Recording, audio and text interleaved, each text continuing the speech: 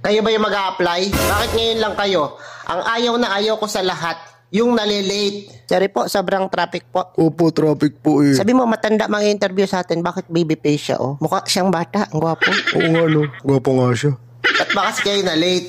Traffic po eh. Sir, artista po ba kayo dati? Para to.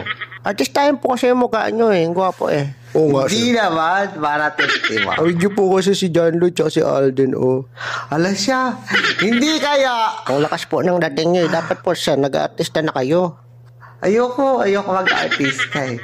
Paano nyo na-handle yung ganyang kagwapuan, sir? Oo nga, ang dami sigurong nagkakagusto dito. Uy, para kang ano dyan. Sana ganyan din mukha ko. Mag-umpisa na tayo.